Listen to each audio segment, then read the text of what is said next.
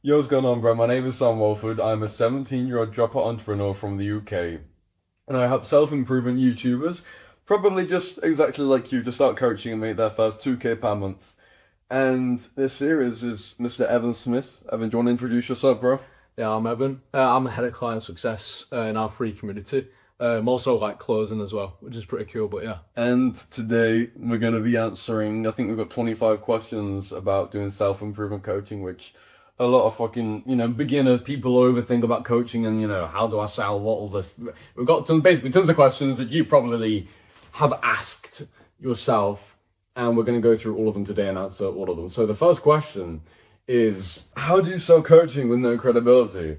Well, to sell coaching with no credibility, see, this is the thing. It depends how much credibility you've got, and Evan will be able to talk more on the sales.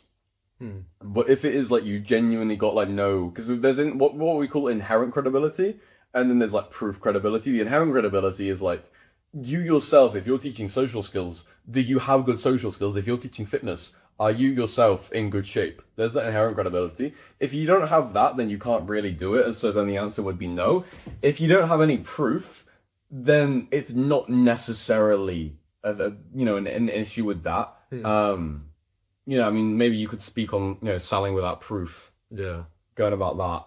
yeah. I mean, the thing is, like, if you're trying to sell without proof, some people say that you can just like fake it. But especially if you're beginning, it's kind of obvious that you're bullshitting. Like you say, oh yeah, you're my like third client. You're the third person I'm trying to help, and it kind of lowers your status as well because of how obvious it is. Um, and like you could either go down that route or just like being completely honest. And if you do that, feel like you will get a higher ROI because like, oh, this guy's real. He's less pushy. He's just natural, that sort of stuff. Yeah, I think it comes down to that. Like, having testimonials and shit, it's not only going to help you with the proof, it's also just going to help you with your energy and everything as well, knowing that you've helped other people before. And so, to final, kind of clear that question, how do you sell with no credibility? Well, you need the inherent credibility in yourself. And if you don't have the proof, well, there's methods to get the proof, very, very easily, which we're going to talk about later in this video, I'm sure. But other than that, it's like, you can kind of go about it, but it's just a lot trickier, I think, is what Mm. we come to. The next question: how do I stop sounding needy on sales calls? This is probably one for you, mate. Yeah, I mean the thing is with a lot of people, it's just not really knowing the script. Um, so like you're following the script to the point where it's not really internalized, so it's obvious that you're not being yourself. And when, like in humans, like psychological, when you're not being like yourself, you've planned what you're gonna say. It seems like that. It's like, what the fuck do you want from me? That's probably what the other person's thinking. So I'd say like the way to get around this is like internalize your script. There's a difference between internalizing something and memorizing something. Like memorizing something, like if you ask me like the third question on my script, like I just know it off the top of my head. But then like if I'm like asleep and then you fucking like tip a fucking ice bucket on me, so say the third question on your script, I fucking remember it because it's internalized because the amount of times I've read it. Okay, and if you're not getting on that many sales calls, I'd say to actually get good at your script so you sound less needy, you sound more human, sound more genuine, like you're trying to help them. Just say it in the mirror. Say it in the mirror 20 times a day. I know it's hard, but no one does it, and that's why no one really gets that good at it because like it's like they avoid doing the hard work and they do the easiest shit. But usually with this, it's like getting on sales calls, memorizing your scripts and sitting in the mirror. The hardest shit is always at the highest ROI, you know?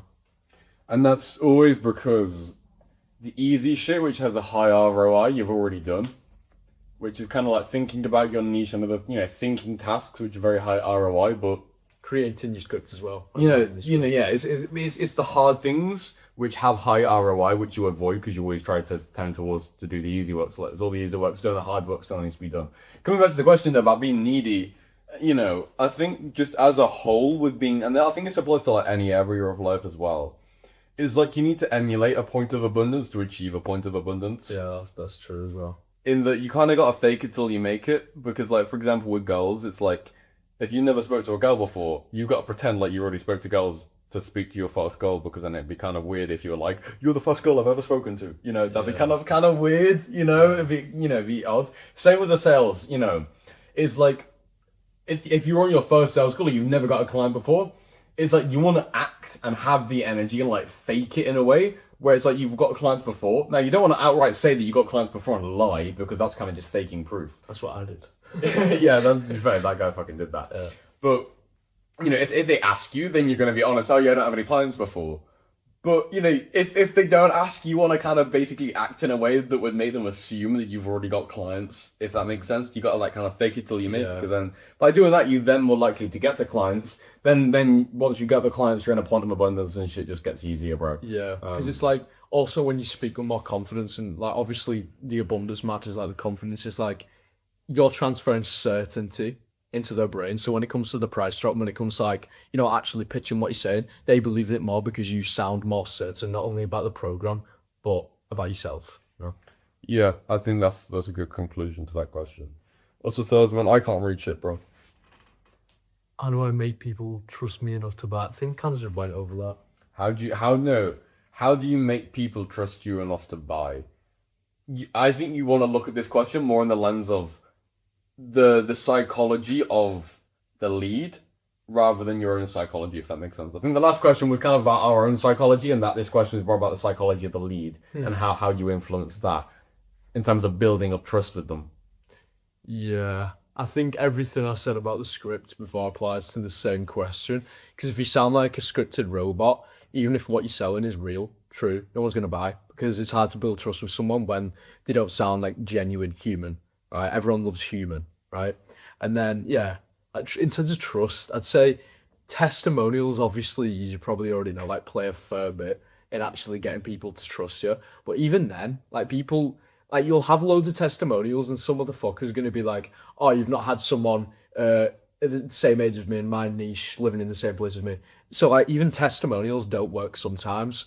Quite a lot of times I get guys saying, oh, you'd never have someone exactly like me, so I don't believe I don't like trust you.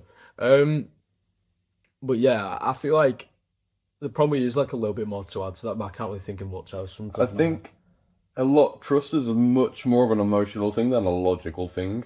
Because if you try and look at trust in solely a logical way, like with the testimonials, for example, then what happens with that is people will give you objections around the testimonials, like Evan's just described there. And that's not that the logic doesn't add up, because if you've had like 10 people before a while, it makes logical sense, you know, all your clients have got results, it makes logical sense that it's going to work. It's more so like an emotional trust thing. Because let's say there was a scammer out there, the scammers always have really good logical sales, you know, because they fake that shit, which is why they're a scammer. And so they naturally have like they can have a logic, like the logic can add up of the sale, and they can trust you on the logical sense. It's emotion though, isn't it? But it's the emotion. It's because not necessarily because the emotion can save them from like fake logic, if that makes sense. You know, the emotion, we have emotions as humans for a reason, but when we're talking about when someone doesn't trust you enough, they therefore have a fear of not getting to win. Yeah, exactly, and someone not trusting you enough is almost because the logic is very easy to get. You know, if you got proof and you got the credibility, it's like the logic's there. But regarding the emotion, that's when it gets a lot trickier, and it's like then with testimonials and proof. You know, you've always got to kind of like, I mean, there's different angles you can go at it with, and it'll be different for your niche. But for example, like the angle we go at with proof and everything is just kind of like, I mean, to be fair, we don't really have a clear angle, to be fair. But like with our testimonials, for example, it's just like, I mean, Hugo put them on screen right now, bro. It's like we'll just go bam, bam, bam, bam, you know, fuck ton of testimonials.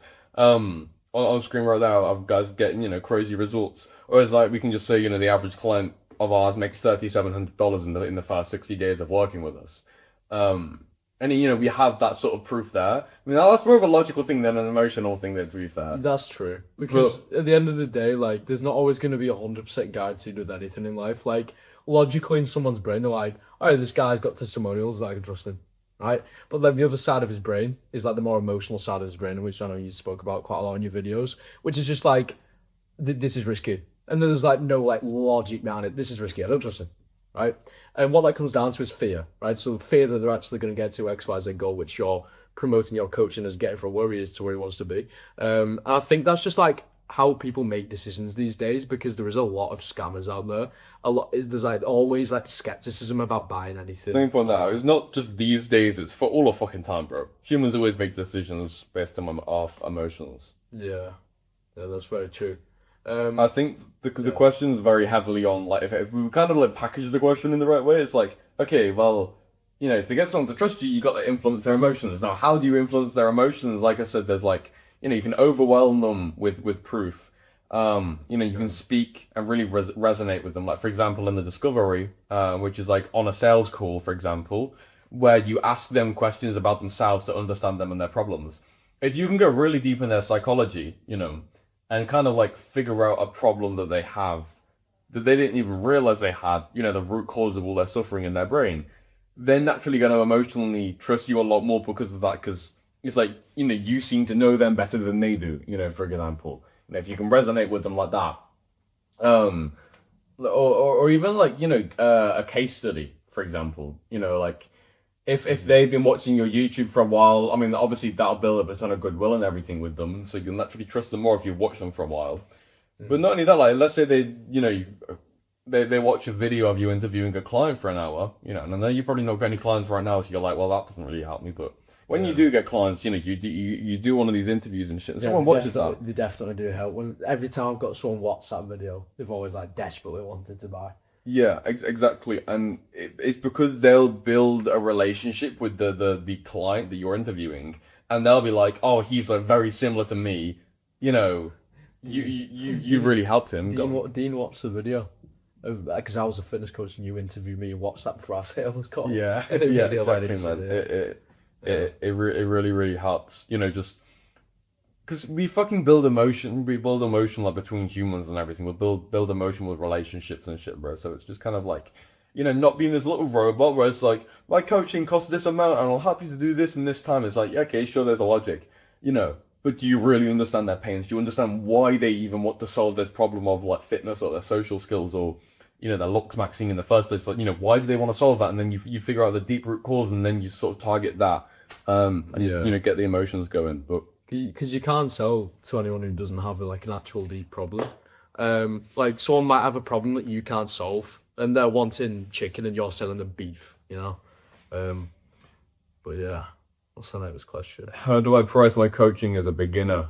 I'll leave that one to you, mate. Interesting question, because I mean, I think for every single one of these questions, it also depends on your niche, and so we're only kind of going over general trends here.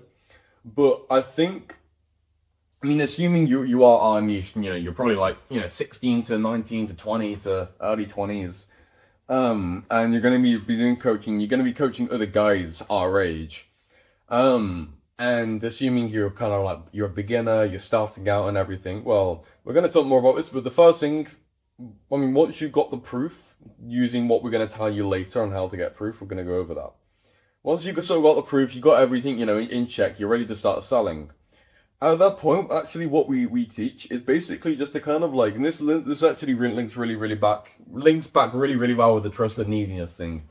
We'd honestly recommend you to start with like really fucking low prices, like starting with like $250, $500, like really like cheap prices, for like coaching, and you basically just keep your prices really low at the start just to get that first sale coming in, because it's easier to sell with a lower price.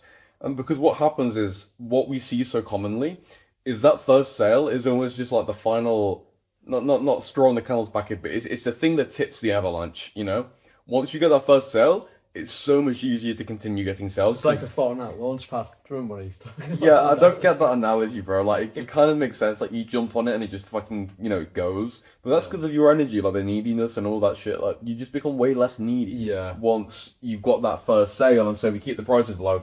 And then after that, like, you can go to 1K, 1,500. Go upwards up there if your niche has the money for it. Like, we charge, we're not going to reveal our prices because it'll scare you away, but we charge a lot of money because, people are willing to pay that if you can change their lives. So yeah, especially with young guys as well. I know we spoke about this when I first started. I was like, no one has like 1K, for example. I said that. And it's like, if you think about it, like, everyone has iPhones. A lot of motherfuckers have AirPods. People have expensive shit. And yeah, I mean, like young guys have money, and there's like a stigma like, oh, no, they're too young and can't afford it. If you were selling them a Ferrari, they're gonna get the money. We're gonna get it off the parents, all that sort of stuff. There's loads of different ways about, like going about that. Yeah, people have money, man. It's really never an issue. And like, for example, it's like there's guys we sell to. Okay, Whereas like they don't have the money, but because they're so sure that we can help them, it's like they go and sell things, or like they get a job. Like I was on a sales call with a guy the other day. He's been trying shit for a year, not really worked. I speak to him. He's logically convinced, mostly emotionally convinced. Yeah, but I mean, basically fully emotionally convinced by the end of the sales call, and all he can put down today is like $100 deposit, which is nothing. But he puts that deposit down with the agreement that he is then going to go and try and get a job, somewhere and basically work to make the money to make this work.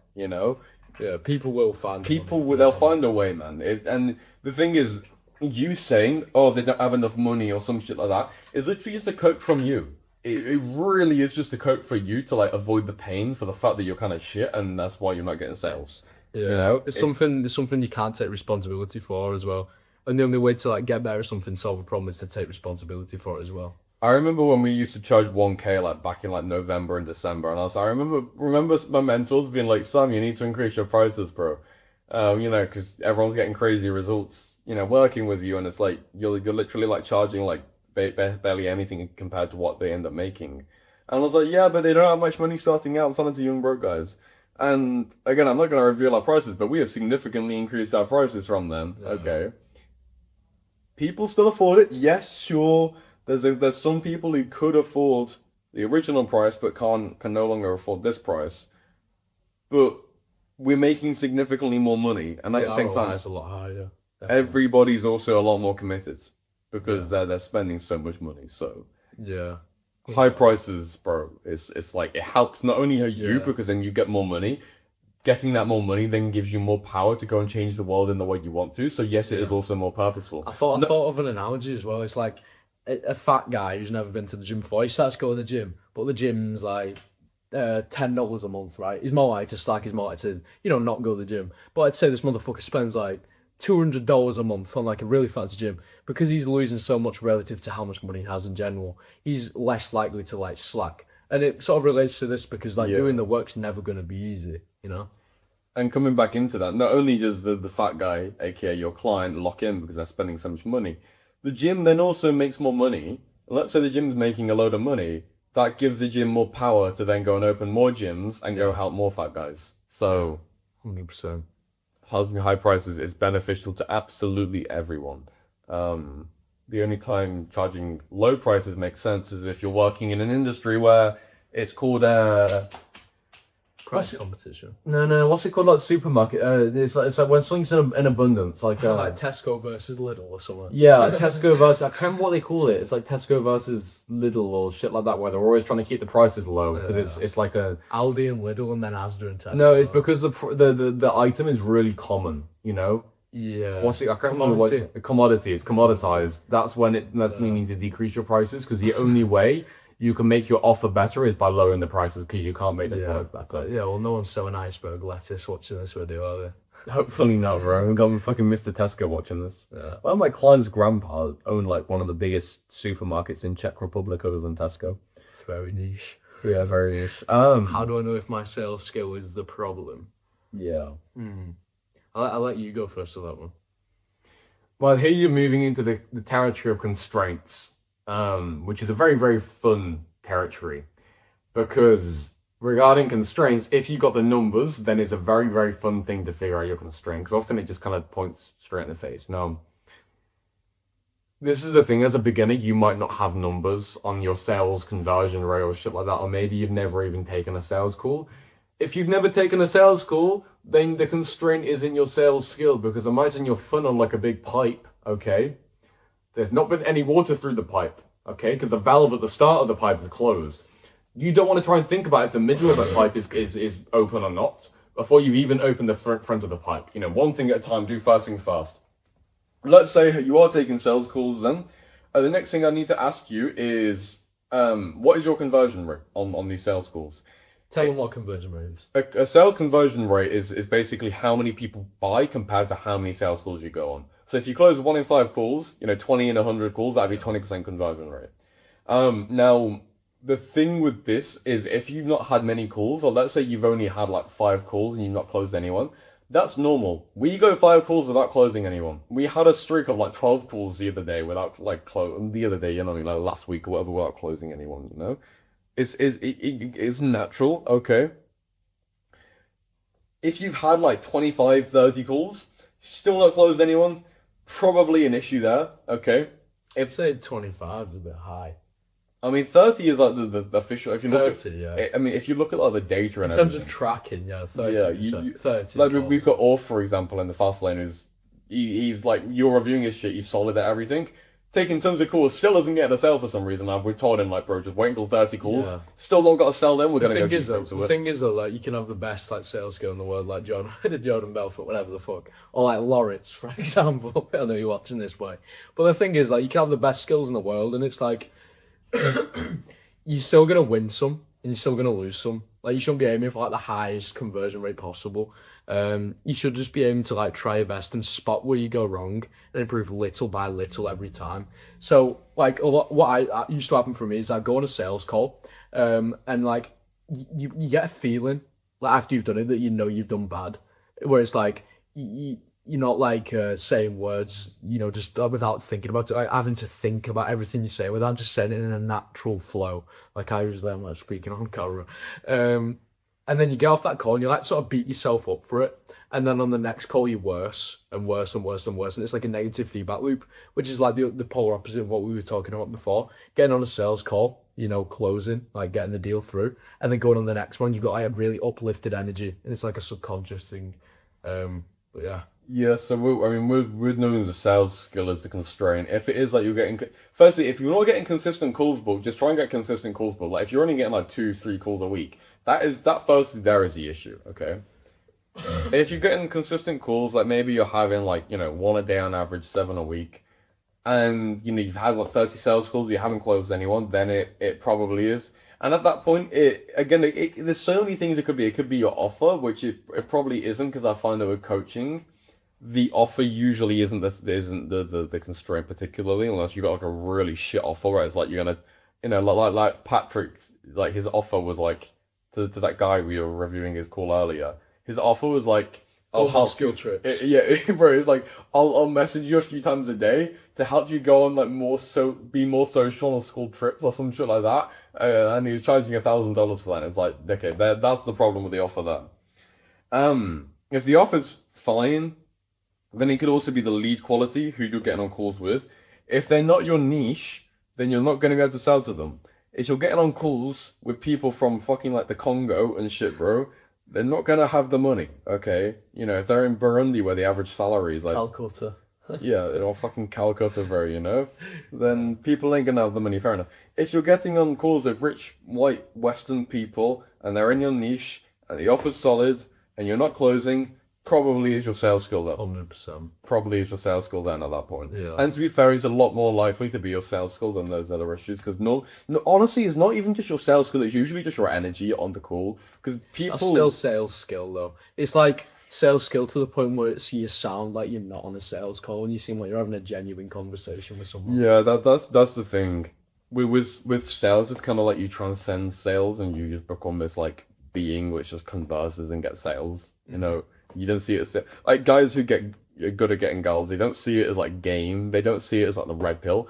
They just speak how they want to speak, bro, and they get set and they get girls. So yeah, that's kind of eventually where you'll get to. But I think we kind of answered that question enough for now.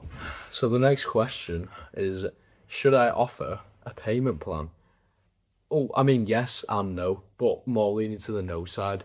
So if you're gonna get on a sales call and be to like the other man on the call or girl, whatever you're doing, and like basically go through the whole pitch, you know, and then you get into the point where you close in, wait for objections, and you go, so the price for you is only $1,000, but you can do like you know, you can do a payment plan, you know, like $330, or just say you can do a payment plan. If you give all the details, it sounds yappy, and you're never going to get paid in full. It makes you sound less confident. Makes it sound like you're downplaying the value of your coaching. All right. Usually, when things are higher priced, people value it more. Okay. Obviously, I think Alex Rose came up with that shit. Probably learned it from someone else. But even if you just say, so the price for you is only $1,000, and we also offer payment plan options, you sound more confident, but you're still downplaying it a little bit. But the thing is, you're gonna get no paid in fulls as well again, because no one's gonna no one's gonna not ask what are the payment plan options. Everyone is going to say what are the payment plan options, and then it's like, instead of in their mind, because people buy from emotion, right? People buy from emotion, not logic. So people will be like in the spreadsheet mind, being like, "Oh yeah, will this payment plan work within my budget? Oh, I'm just thinking about my bank account. No, I am struggling with this problem. I need it solved, because if I don't, then X, Y, Z is gonna happen."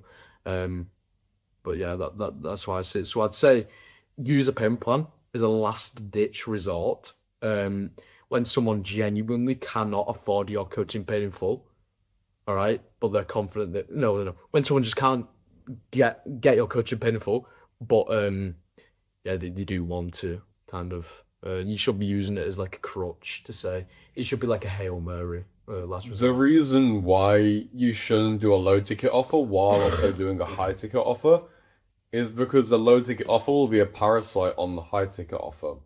Meaning that even if you only offer the low ticket offer when they can't afford the high ticket offer, because you think, okay, my high ticket offers, let's just say it's $1,000, my low ticket offer is $100. Okay. When people don't have $1,000, they're given the low ticket offer and they make $100. Downsell. Huh? Like a downsell, right? Yeah, it's a downsell, and it makes sense in theory, but when you see it happen in practice, what ends up happening is the low ticket is a parasite. It's like a crutch, as Evan said. It gives you an easy way out of continuing the objection handling and pressuring them to buy the high ticket price. Because it's not nice to pressure someone to try and, hand over money, Neither side likes it, but it is necessary for not only for your own gain, but also for their results as well. And having this little crutch where it's like, you can get out of getting the pain, you can get out of that hard situation while also, not having it as a complete loss. It's a very easy way out, Yeah. And it's kind of like you need the mentality in business of like burning the boats. You need to go all fucking in, no safety net, no return. Because if you've got a safety net, you're gonna fall into the safety net, Or if it's like you fall, you die, you ain't gonna fall, Yeah. So that's kind of how, and with that, a payment plan works in place of a downsell, a low ticket downsell, because if you've got a payment plan and you it's just an easy way out to try and close a client, well, what's generally going to happen is you just give that to people who could originally pay in full, just to try and make it easy. And then not only is it that you make less money, but oftentimes people, they'll say that they don't have the money as an easy way out of, And it'll be harder to increase your prices. And so this is the thing. Let's say they got some like weird objection that it's hidden beneath it and they haven't told you what this objection is, okay? And they don't want to reveal this objection because it's kind of embarrassing or something like that. And so they just tell you they can't afford it, because saying they can't afford it is a really easy way out. It's like, well, if they can't afford it, then there's not really anything you can do to try and convince them, And so they'll say that. And then you'll try and give them a payment plan, okay, to try and be like, oh, okay, you can afford it though with a payment plan. That objection, that deep objection you don't know about, is still there, okay, it's still there. And so then they deny the payment plan for some weird fucking reason as well. And this is what you see, like, I had a guy on a call earlier, or the other day, where, he was fully down, and I tell him the price, and he actually looks happy at the price, and says, oh, okay, like, yeah, he seems happy at the price. And then he goes, yeah, but I can't afford it, I haven't got much money. And so I kind of objection handle that, open wallet check, see he genuinely doesn't have enough money. And he's kind of happy, and then what happens is, I give him a payment plan, then same thing happens, but we come down to a deposit, which is like the lowest. This is the same guy I said about who's going to get a job. And I basically say like, oh yeah, we could do like $100 deposit. Instantly his energy changes, because he knows he has $100. He knows he genuinely has to take action here. He has to do something scary, which is put some money down. And so what happens is he instantly switches and he brings up some fucking, his objection was basically that I'm going to continue trying what I've done for the past year, which hasn't helped me, and I'm going to just continue trying it because it might work. He's like, oh yeah, but I want to actually try and continue to do this for a little while because it might work. Like, that's the objection he gives. Completely irrational, because he's just told me for the past hour that he doesn't want to continue doing that, which is why he's booked this call with me. Yeah. And so a lot of times people just wear masks. 9 times out of 10 people say they don't have the money, and it's not actually the fact that they don't have the money. People have money, bro. People have money. exactly. You can sell to broke people and they'll get the money. Exactly. Even like if someone in India, imagine like they had a gun to the whole family's heads. I know that's too far, but still, like they'd find the money, right? Like when you say someone doesn't have the money, what good is that doing for you? Nothing. That belief doesn't help you at all, you know? Manvik fought he's like 15 from India, I think, Yeah. or 16 from India. He was very close to paying $1,000, okay, because he was super warm, active in the community for ages, and he was trying to basically try and convince his parents to stop paying for his college and start paying for like our program pretty much, because he hated college and he wanted to do this, and he got pretty close to convincing his dad about it, and so that's just kind of proof there that a really really warm Indian, even if they're broke, some 15-year-old kid from rural India.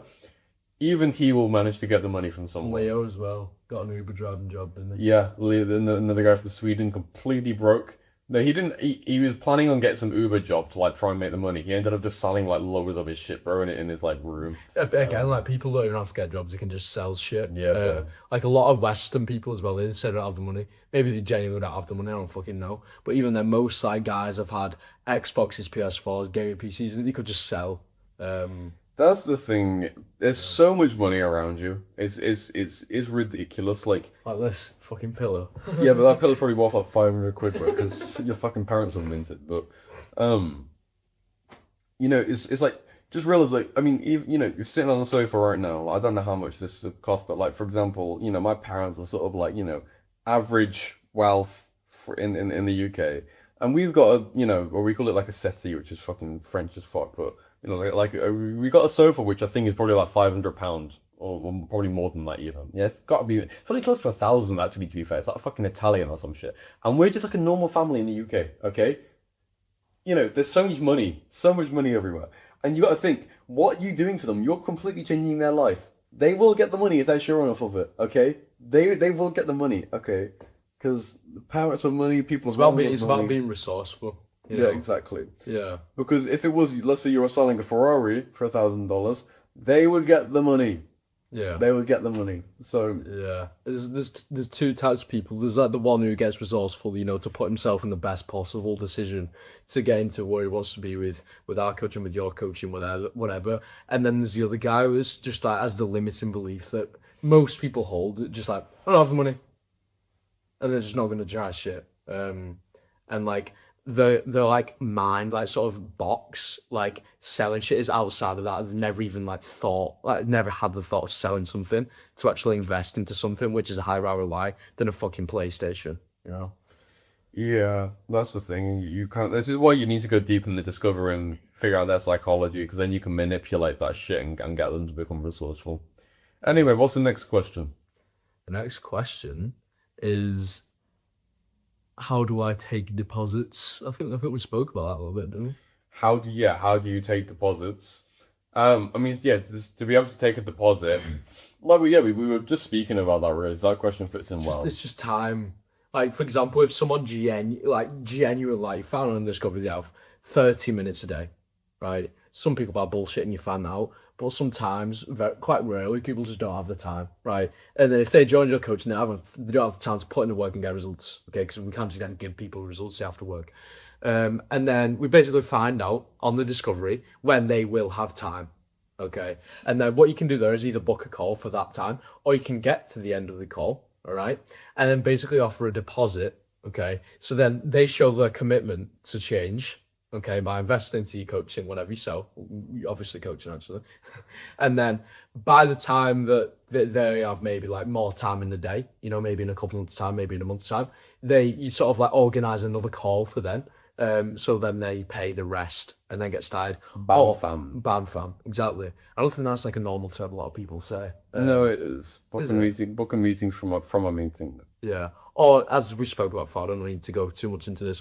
When you find out someone genuinely does not have the fucking money and it's not a smoke screen, like when people like for sure, I mean you can't know for sure, but when people don't have the money, then you can take a deposit and then basically organize like a way for them to come up with the money to actually make a change later on with the BAM fund from that. Same thing, people can get the money. Yeah. Next question. How do I know if traffic is the real problem? again, a constraint question. And for most people, traffic usually is the problem. Now, if you're uploading content on YouTube and you ain't getting, or your Instagram or wherever, and you're uploading your videos and you ain't getting views, then that's probably the problem. Okay, not the fact that you aren't getting views, but the fact that the effort you're putting in and investing in for traffic isn't producing a return. It's not the fact that you're not getting views. You see what I'm saying? It's the fact that what you're trying isn't working. Do you see that? Yeah. And so, to know if traffic is a constraint, I mean, simply, like, how many calls do you get booked a month? If you're not getting, like 30 calls booked a month, I mean, even 60 calls booked a month, if you're not at that level, then it probably is going to be the traffic. I mean, I guess it could be the quality of the traffic. Yeah, it could be. But the thing is, you could be so shit at sales. You could have, I don't know, a 10% conversion rate. But let's imagine you had, not like going off limits and being unrealistic, but let's say you had 100 calls a month. So that's 3 calls a day, right? And they're all sales calls. You're still making 10K a month. You've got the worst fucking sales in the world, but you're on a 1K offer, which, isn't that expensive. You can still make 10K a month just by having more traffic. But yeah, I think that's a pretty big one. Yeah, oftentimes, this is the thing, like, getting more traffic usually isn't. I mean, it usually is the best way to grow the business. Oftentimes there are better things you can do to scale the business. Like in terms of solving other constraints, higher leverage things. But in general, more traffic is always going to fix it because let's say, okay, even let's say you're at capacity with how many sales calls you're taking. Okay, The dog's scratching the door. let's say you're at capacity with how many sales calls you're taking. You've got a close or whatever, and let's just say you're taking like 300 a month or whatever, 10 a day, which is a fuck ton, Yeah. Getting more traffic and getting more calls booked will help you to grow the business. You might be like, okay, but I can't take all the calls. That's the point. You then only choose to take the calls with the qualified people. You put a question in your fucking booking thing, being like, how much money do you make? Dog's trying to get in.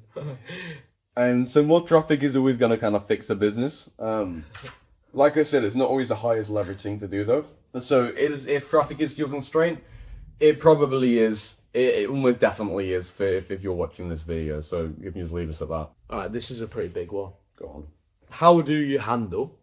I can do it on my own. All right, so just to put this into a more like understandable context, let's say, oh yeah, so the price for you is only X amount of money, and then the other guy, knows everything about the coaching, knows he can get to where he want to be, and he's like, oh yeah, I can do it on my own. Oh, well, what'd you do then? Because like this is such a big one for so many guys who we've helped, and the thing is, like, you gotta like really just soften it and be like, yeah, fair enough, man. Like you probably can do it on their own. They might not, but if you really like logically think about it, they probably can.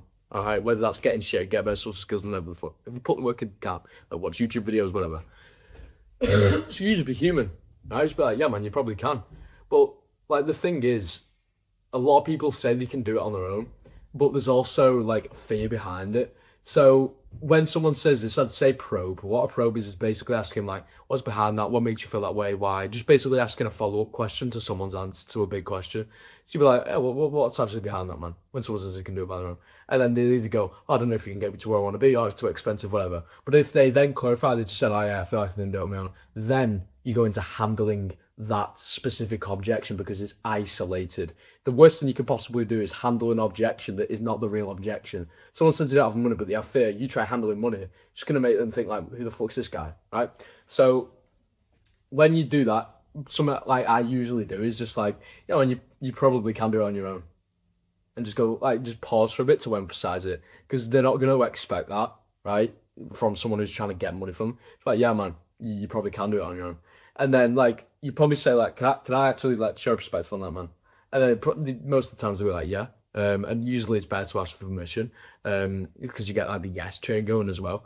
And one thing you can do for leverage is if someone's been trying to do this for so long, like 2 years, we can be like, yeah, man, because there's two people like in this world, Like imagine the two 600-pound guys, There's one that has been trying to get in shape like his whole life, or maybe the past few years. Just like I know me and you spoke about, you've been having this problem for 2 years, and he tried going to the gym again, just like you're trying to, you know, make that 2K a month again.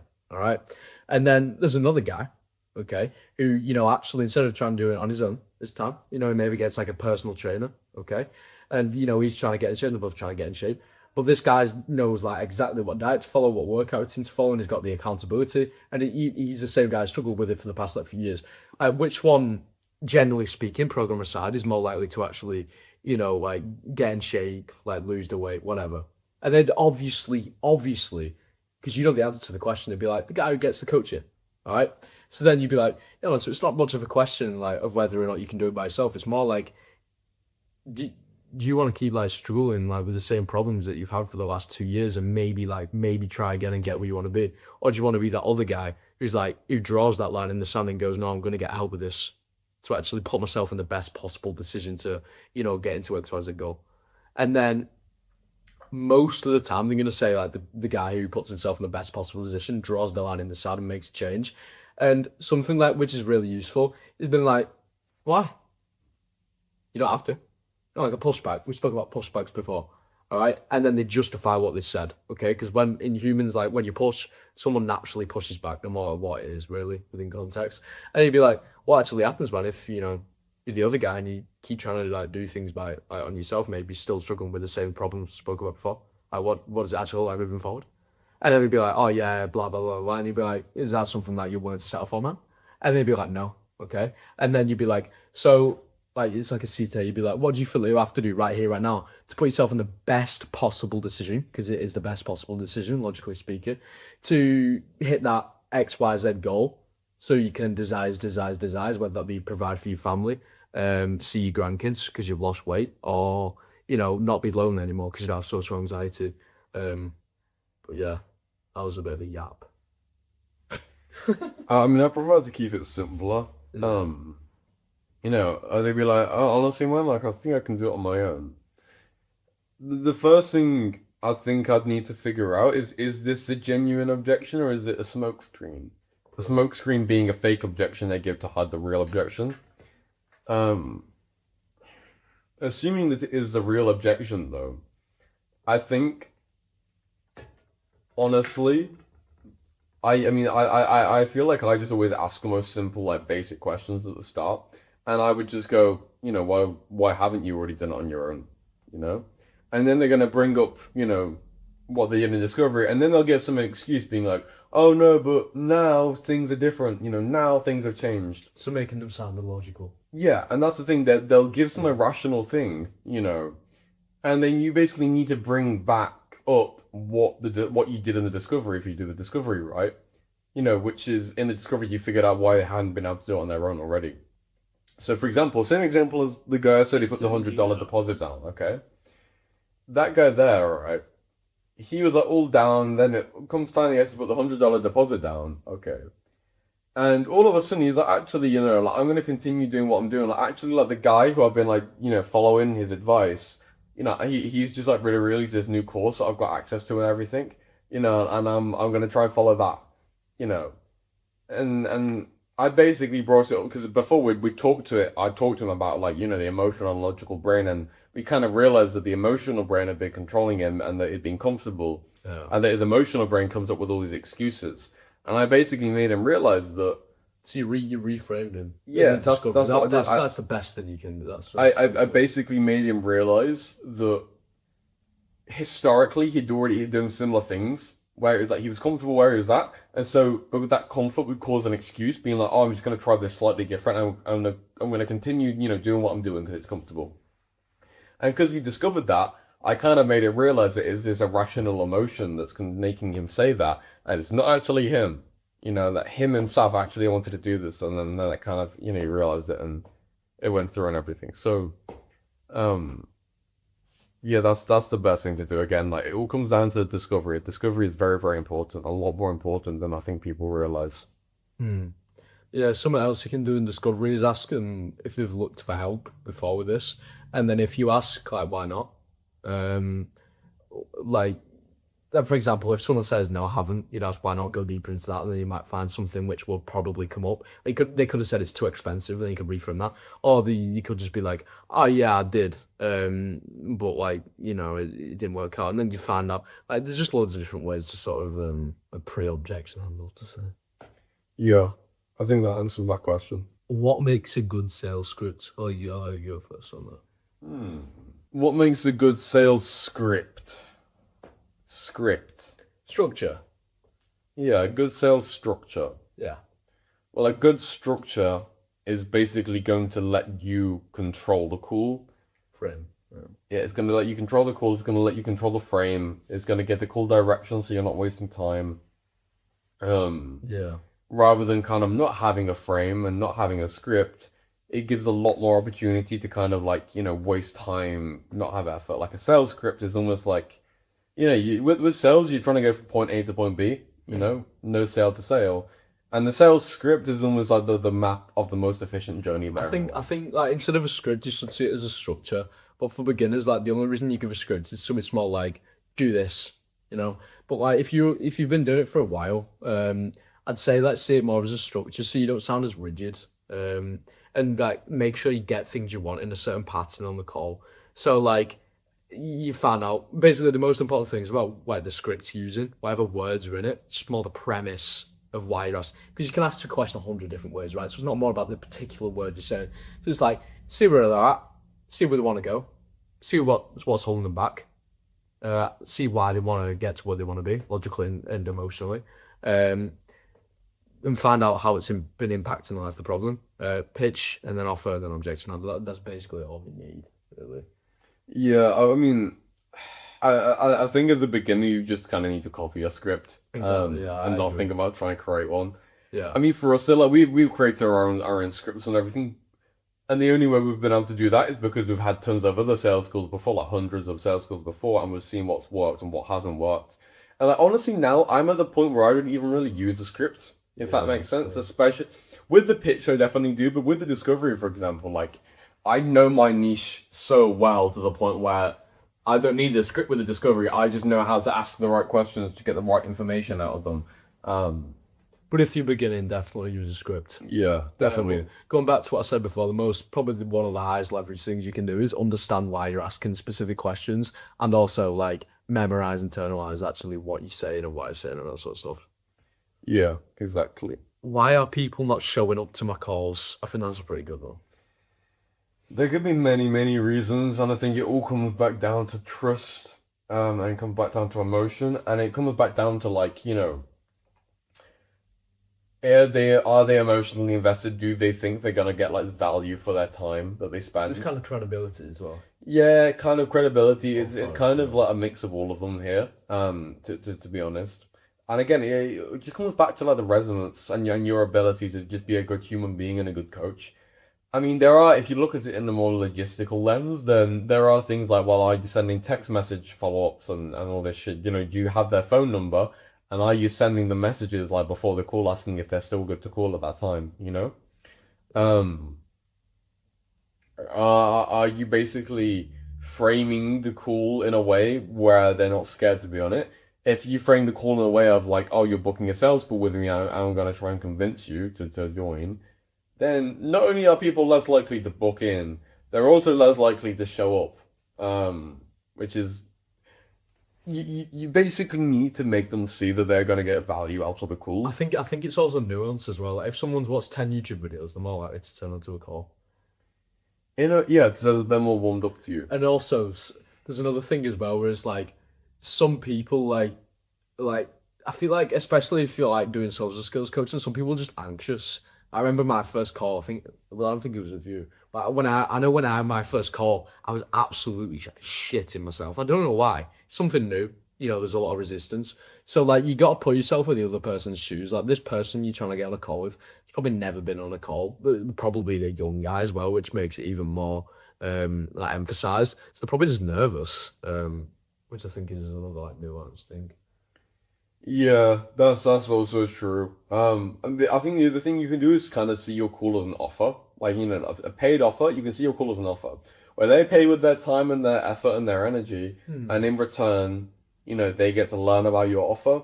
They maybe get some extra forms of value. You kind of want to do a risk reversal with it as well, where it's like, we'll tell you about our offer, and if you're in a fit, we'll point you in the right direction regardless. So make it stuff seem that. like a strategy call. It's also that if you give your offer away for free, as in you tell them what it is for free without them coming on a call, you remove all curiosity for them to be on a call. Okay, if your offer is known publicly, that's the reason we don't say our price publicly, because then people don't book a call because it removes curiosity. Then they don't book a call, then they don't get results. That probably sounds desperate as well, like listing your offer over messages. Yeah, because they're not exactly. giving anything back, and it's like you're leaning over to them. Yeah. Stuff like that. So you need to basically, redact, but hold back information to keep them curious, which then gives them a reason to book a call. It gives them an outcome for the call, which is them understanding your offer. People speak about that a lot in content, don't they? Like curiosity, like wanting to know the unknown. That's one of Yeah. like, the biggest human needs. Yeah. Because your content is an offer too. Well, they spend their time and in return they get value.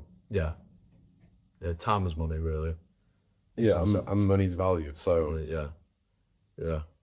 Should I use a script or speak naturally on calls? Depends who you are, to be honest. I think if you're a beginner, definitely use a script. And I think if you're more advanced, What does naturally mean? Like naturally. Like I could have a script in front of me and just like use the script as like different, like the reason why I'm asking a certain question, but I'm not actually reading the script. Like naturally, it just sounds like conversation, you know? yeah, I mean, if this is referring to like almost on like the micro scale of the way you pronounce your words and your linguistics and shit, then yes, speak naturally. Speaking really robotic is never going to help you. I was looking at this question more in the sense of like, should you use a script? And I think we've already covered that. The answer is yes.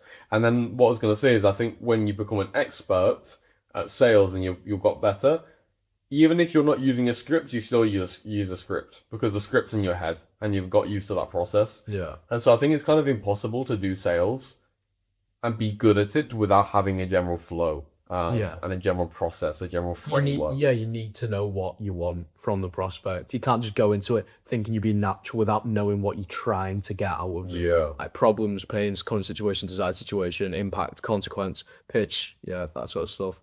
But yeah. How do I this is a pretty big one.